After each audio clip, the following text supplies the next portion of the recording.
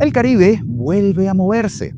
Trinidad y Tobago autoriza que aviones militares de Estados Unidos utilicen sus aeropuertos en medio de esta escalada de tensiones con Venezuela. Una decisión que, por supuesto, no se toma por cortesía, se toma cuando el tablero ya ha cambiado. Y la respuesta del régimen no se hizo esperar.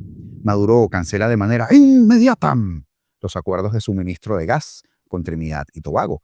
Ese clásico berrinche geopolítico del que ya no tiene margen y tampoco tiene socios confiables. Y atención a esto, te contamos que se sabe del vuelo de JetBlue que, según ellos, casi colisiona con una aeronave militar estadounidense cerca de Venezuela. Además, los detalles que se confirman sobre esta lesión en la columna de María Corina Machado durante su salida del país rumbo a Noruega. Nada fue simple ni tampoco fue casual. En paralelo, buques petroleros comienzan a dar marcha atrás tras la incautación del cargamento de crudo venezolano por parte de los Estados Unidos, porque cuando el riesgo es real, el negocio se congela y el miedo, por supuesto, navega más rápido que el petróleo. Y como si faltara algo, un hackeo, usted sabe, mantiene fuera de servicio la red de PDVSA, retrasando operaciones petroleras, según Bloomberg. Traducción simultánea. Son unos piratas, no saben ni lo que hacen y cuando todo les falla, la culpa siempre es de otro. Por cierto, no olvidemos el récord Guinness al hackeo más largo de la historia. Lo tenemos en Venezuela, la página del CNE, la cual sigue hackeada desde hace 506 días, casi año y medio y contando. Para cerrar ese circo, Diosdado Cabello, el narcoministro y la vieja chismosa del régimen, sale a hacer el ridículo como es de costumbre. Si quieren petróleo tienen que pagarlo o no se llevarán ni una gota. Esto después que le incautaron casi 2 millones de barriles por contrabando, sin que él, por supuesto, hiciera absolutamente nada para evitarlo. Alguien que le avise al narquito que se lo pusieron de bigote y que, por cierto, se llevaron más de una gota. Pues de todo esto y de lo que el régimen ya no puede esconder, hablamos el día de hoy, lunes 15 de diciembre de 2025. Augusto Navarro en este espacio que es su espacio y que se llama Político. Ya estamos de vuelta en Miami, volvemos al estudio habitual, les comento algo al final del programa. Ahora sí, comenzamos. En el Caribe, cuando un gobierno habla de tránsito logístico, la historia enseña que conviene escuchar lo que no se dice. Trinidad y Tobago anunció que permitirá el paso de aviones militares estadounidenses por sus aeropuertos en las próximas semanas. No como un gesto aislado, por supuesto, ni tampoco como una casualidad administrativa, sino como parte de una cooperación bilateral en materia de seguridad en un Caribe cada vez más tenso, más militarizado y más consciente de que el desorden venezolano ya no es un problema interno, sino regional. Gracias a Dios. El comunicado fue quirúrgico. La CARICOM habló de seguridad y estabilidad regional. La primer ministro, Kamla Persad-Bissessar, reafirmó su compromiso con Estados Unidos para combatir la delincuencia transnacional, o sea, el chavismo, y reforzar la seguridad pública. Y Washington describió los movimientos como de naturaleza logística. Reabastecimiento, rotación de personal, continuidad operativa. Nada que ver oficialmente con un cambio en la postura de defensa de Trinidad y Tobago. Pero en geopolítica, señores, las palabras tranquilizadoras suelen ser la antesala de movimientos un poco más incómodos. Porque esta decisión no ocurre en el vacío, ocurre mientras Estados Unidos, sabemos, incrementa su presencia militar en el Caribe, mientras acusa abiertamente al régimen de Maduro de liderar el cártel de los soles y mientras no reconoce su legitimidad como jefe de Estado. Ocurre además mientras Venezuela responde con una movilización militar permanente o el teatro de, denunciando esta supuesta amenaza de invasión y hablando del mayor despliegue aeronaval de Estados Unidos desde la Guerra del Golfo. Trinidad y Tobago intenta presentarse como un actor racional. Cooperación histórica con Washington, acuerdos de larga data, beneficios que van desde seguridad hasta educación e infraestructura. Pero Caracas lee el mensaje de otra manera. La respuesta fue inmediata, por supuesto, y política. Cortar cualquier acuerdo, contrato o negociación para suministrar gas natural a Trinidad y Tobago. Un castigo económico, supuestamente, disfrazado de soberanía, que deja claro que, para el régimen chavista, no hay gestos ni neutros ni imparciales en esta partida. Y es ahí donde el Caribe deja de ser un espacio diplomático y entonces volvemos al tema del tablero. CARICOM, que agrupa a 15 países, intenta sostener un delicado equilibrio, cooperación con Estados Unidos, pero sin provocar una escalada. una estabilidad regional sin quedar atrapados en la narrativa paranoica de Miraflores.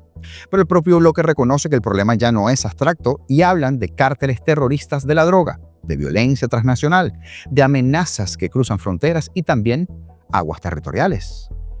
Maduro, en cambio, lo interpreta todo como un complot para sacarlo del poder. Y no es complot, Maduro. Es aplicación de la justicia abiertamente contra un delincuente como tú y tu camarilla. Lo que para Trinidad y Tobago es logística, para Caracas es cerco. Lo que para Washington es lucha antidrogas, para el chavismo es preludio de invasión. Y lo que para CARICOM es cooperación regional, para Venezuela es transición. El resultado es un Caribe cada vez más cargado de símbolos militares, comunicados diplomáticos y decisiones que, aunque se presenten como técnicas, tienen un peso político imposible de disimular. Porque cuando aviones militares estadounidenses comienzan a usar aeropuertos vecinos, cuando los acuerdos energéticos se rompen como represalia y cuando los gobiernos hablan de seguridad regional en voz cada vez más alta, no estamos ante una rutina administrativa, vaya que no.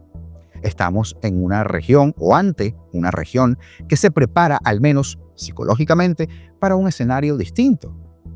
Uno en donde Venezuela ya no es solo una tierra con crisis humanitaria, es un factor de desestabilización mundial y donde cada permiso de aterrizaje, cada despliegue logístico y donde cada comunicado diplomático es pieza de una presión que es lenta pero constante, que es importantísimo y que empieza a cerrarse o que se sigue cerrando sobre el régimen. En el Caribe la calma ya no se negocia, señores, se administra mientras dura la calma. Por esto y las acciones de las últimas semanas del régimen de Nicolás Maduro, entonces se anuncia este lunes que se finaliza de manera inmediata cualquier acuerdo, contrato o negociación para suministrar gas natural a Trinidad y Tobago, esto en medio de crecientes tensiones por ese despliegue naval o aeronaval, en este caso, de Estados Unidos en el Mar Caribe. En un comunicado difundido por la contrabandista ejecutiva y la ministra de Piratería de Hidrocarburos, Delcy Rodríguez, se señaló al gobierno de Trinidad y Tobago de tener participación, según ellos, en el robo del petróleo venezolano. Esto tras la incautación de ese buque con falsa bandera que transportaba crudo venezolano el 10 de diciembre. Acotamos falsa bandera. ¿Por qué? Porque eso es un acto de piratería que constituye una grave violación al derecho internacional.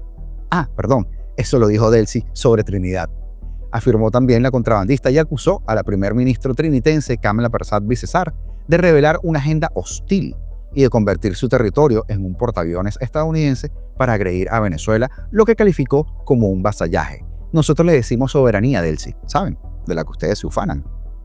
El comunicado recordó que Nicolás Maduro denunció el acuerdo del marco de cooperación energética entre ambos países el 27 de octubre ante una escalada de hostilidades, según estos.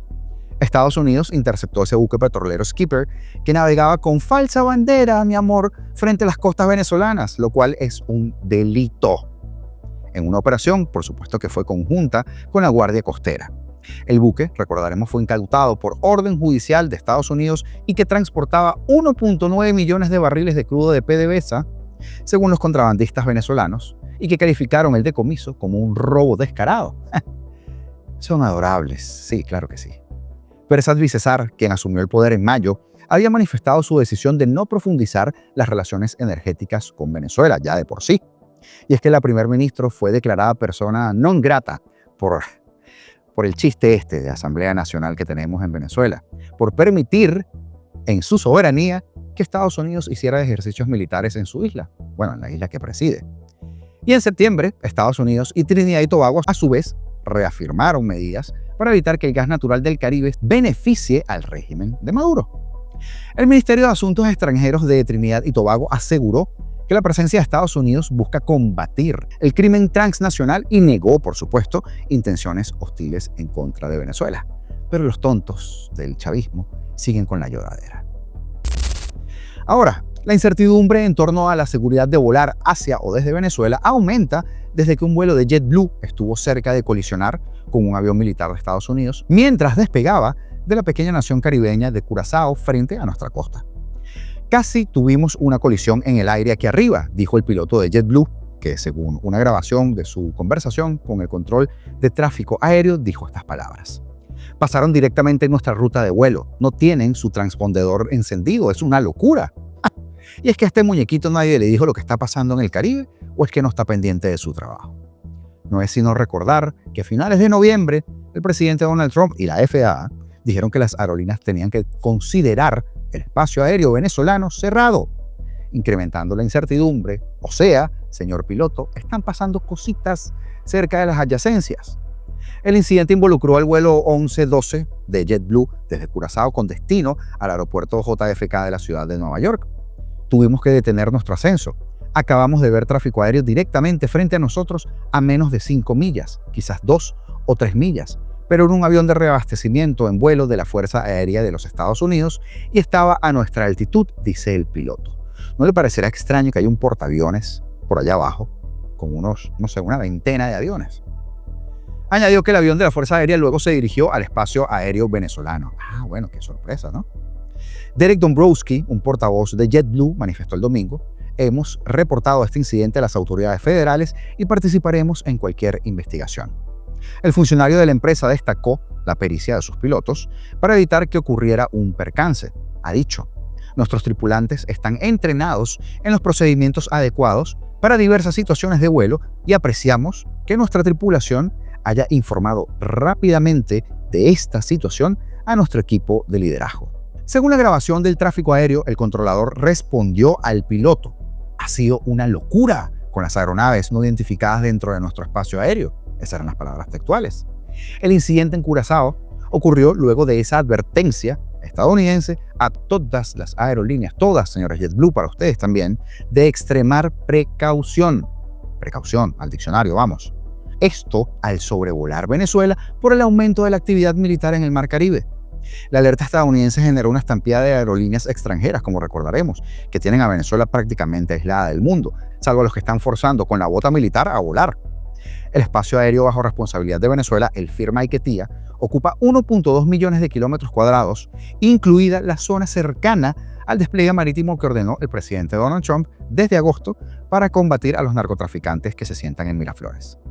La Autoridad Aeronáutica Estadounidense, la FAA, emitió una advertencia a las compañías comerciales que luego Trump remató con ese mensaje en su red social.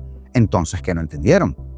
A todas las aerolíneas, pilotos, narcotraficantes y traficantes de personas, escribió Trump, consideren que el espacio aéreo sobre y alrededor de Venezuela está cerrado en su totalidad, escribió. Una tras otra, las aerolíneas extranjeras han suspendido temporalmente sus conexiones con Venezuela, que, por supuesto, respondió con un veto para operar dentro del país, porque así de avispados son los del régimen. La panameña Copa, por cierto, y su filial de bajo costo Wingo, así como Boliviana de Aviación y la estatal colombiana Satena, fueron las últimas aerolíneas en suspender sus rutas este jueves. Inicialmente Copa había suspendido sus vuelos del 4 o del 5 de diciembre, luego los prorrogó hasta el 12, pero bueno, ya sabemos cuál es la situación actual. Está cerrado en la práctica el cielo de Venezuela, explicó a AFP Oscar Palma, experto en seguridad y profesor de la Universidad del Rosario en Colombia. La negación del espacio aéreo contra un enemigo pasa, señores pilotos de JetBlue, por la capacidad, disponibilidad y voluntad de derribar cualquier aeronave que vaya cruzando, añade. Pendiente. ¿Está realmente dispuesto a hacer cumplir este tipo de normas por la fuerza? No lo sabemos, hay dudas, pero con Trump muchas veces no se sabe. ¿Por qué no tomar precauciones? Los vuelos de Copa y de Wingo previstos para el jueves aparecían ya cancelados en la muy mermada pizarra de la terminal internacional del aeropuerto Maiquetía que sirve a Caracas, en donde la cantidad de vuelos internacionales ya prácticamente caben en un post-it. Se esperan apenas 4 salidas y 3 llegadas en todo el día: Curazao, La Habana y Bogotá, ya. Esto, por supuesto, operadas por las aerolíneas de bandera venezolanas que tienen el fusil aquí en el cuello. No es el primer éxodo de las aerolíneas. En 2013 recordemos la profundación de esa severa crisis económica donde muchas cerraron operaciones porque los querubines del régimen les debían 3.800 millones de dólares. Pero no quieren pagar, no quisieron pagar y los tienes que escuchar hablando de legalidad. La dinámica en la terminal doméstica de Maiquetía, no obstante, es ya de más normalidad, con centenares de pasajeros y unos 80 vuelos a diferentes partes del país. El Notice to Airmen, el aviso a los aviadores, en español, es un aviso emitido por las autoridades aeronáuticas de un país para informar a pilotos y a operadores sobre condiciones temporales que pueden afectar la seguridad de los vuelos. Por ejemplo, un poco de buques submarinos y portaaviones, por ejemplo. El regulador de la aviación estadounidense instó a las aeronaves en la zona a extremar la precaución debido al empeoramiento de la seguridad y de la situación del aumento de la actividad militar en Venezuela y en sus alrededores, porque pueden representar un riesgo potencial, como ese que denunciaron.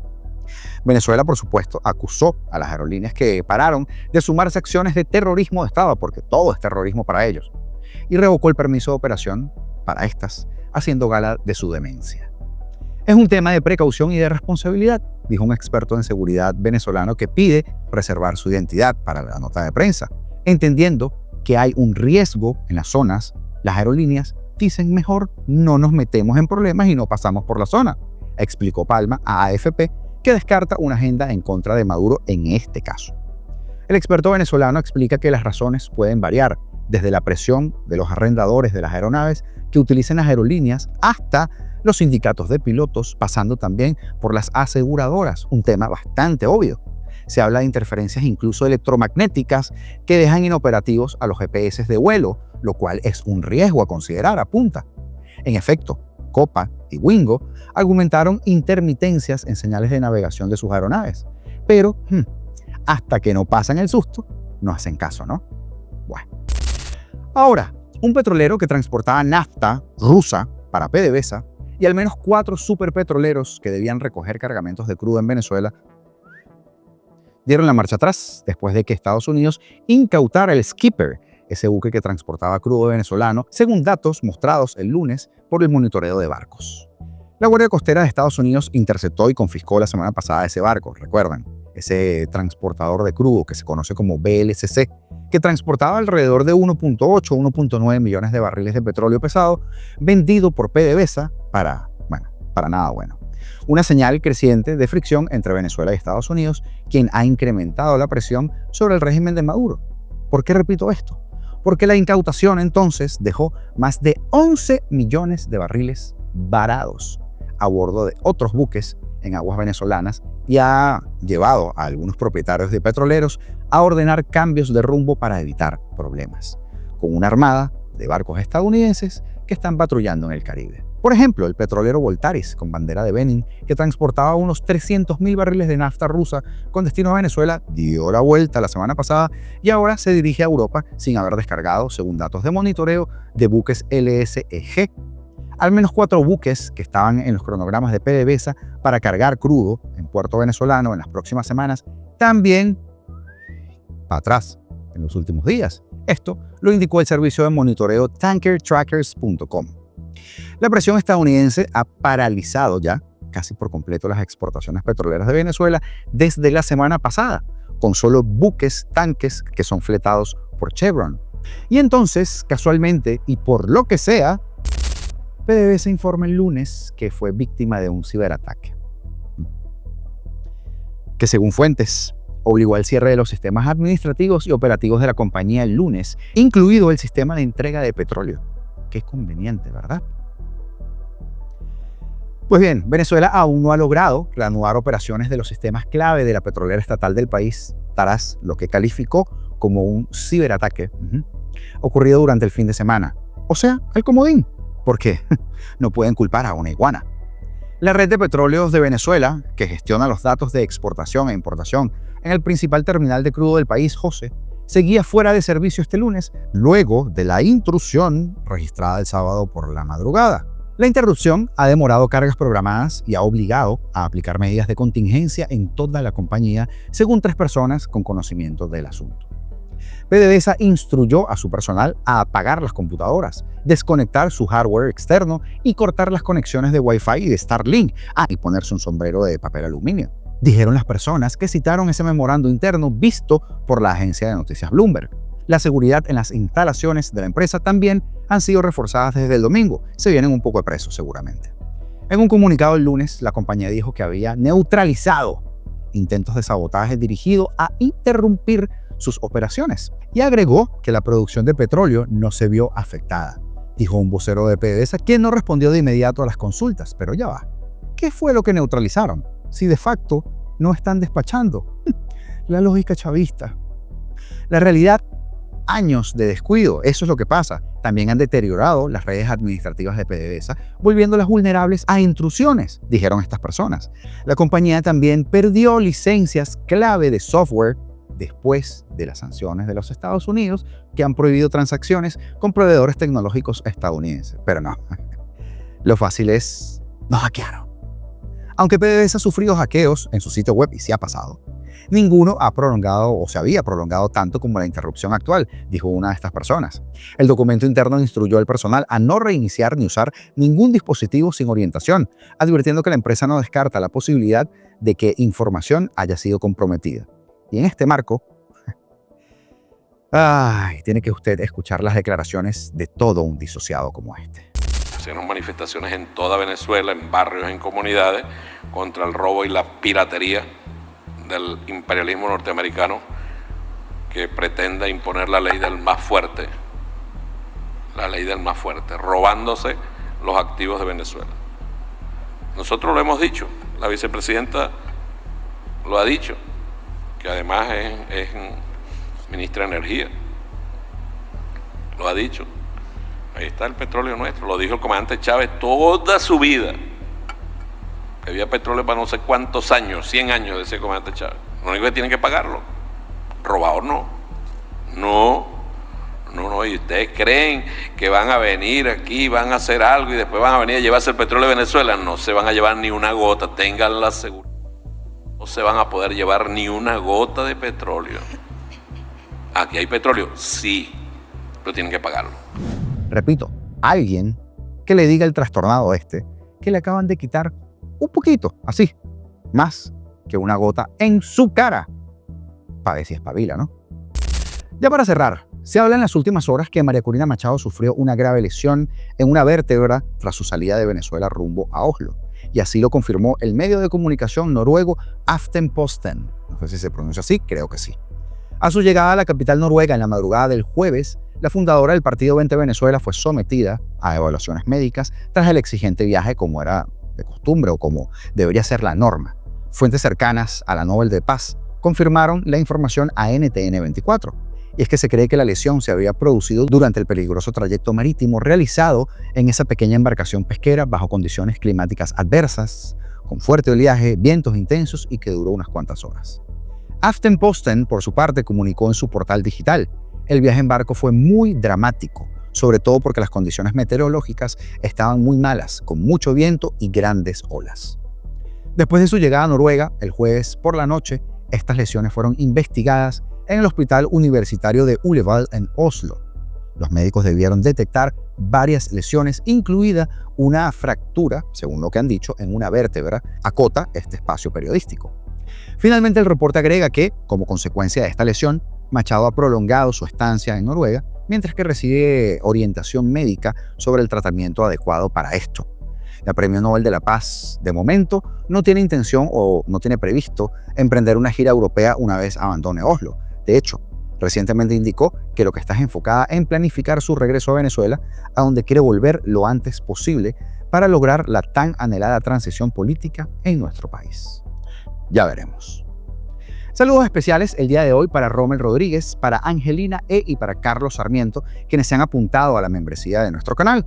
De verdad que estamos trabajando fuerte y, por cierto, muy contentos de que se hayan vuelto miembros y queremos retribuirlo de alguna manera, con contenido especial. Comenta, comparte y dale like a este video porque no cuesta nada y nos ayuda muchísimo. Es gratis, es rápido y marca la diferencia. Si no te has suscrito, ya lo sabes, suscríbete. Y antes de repetir nuestro mantra del final de cada programa, quería agradecerles a todos ustedes por sus comentarios durante estos últimos 5 o 6 días en los que estuve de viaje y que quizá pues se me complicó un poco la salida. De hecho, el primer día no hubo video, el día que estuve viajando, porque me pegué 15 horas de carretera y me acabo de pegar 15 horas de carretera más. Me encontraba en Nashville, Tennessee, con mi familia, con mi hermano, pero eso no quita el compromiso que tengo y directo a trabajar.